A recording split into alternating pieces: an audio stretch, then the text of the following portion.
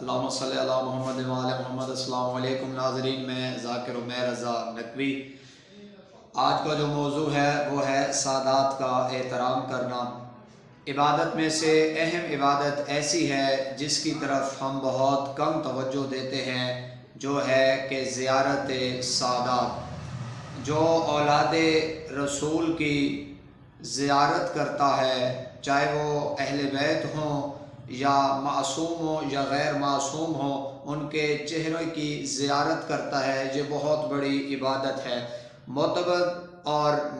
معتبر اتھینٹک روایات سے ملتا ہے کہ اولاد زہرا کی زیارت کرنا کا وہی ثواب ہے جو زیارت کعبہ کا ثواب ہے۔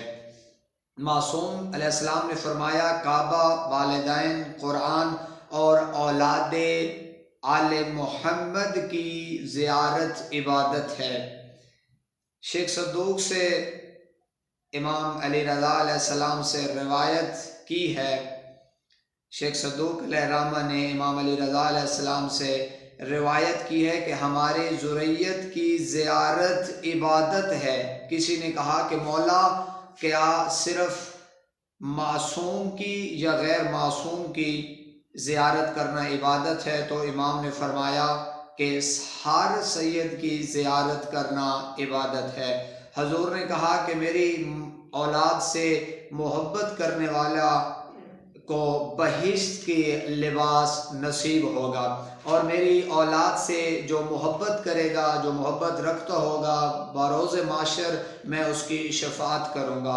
حضور علیہ السلام فرماتے ہیں کہ روز معاشر میں اس کی شفاعت نہیں کروں گا جو میری ذریت کی، جو میری اولاد کی دل میں محبت نہیں رکھے گا، چاہے جتنا بھی گناہ گار ہو۔ سید رسول فرماتے ہیں کہ اگر وہ نیک ہے تو اس کے اعمال کی وجہ سے اس کی عزت کرو، اگر وہ گناہ گار ہے تو میری نسبت کی وجہ سے اس کی عزت کرو۔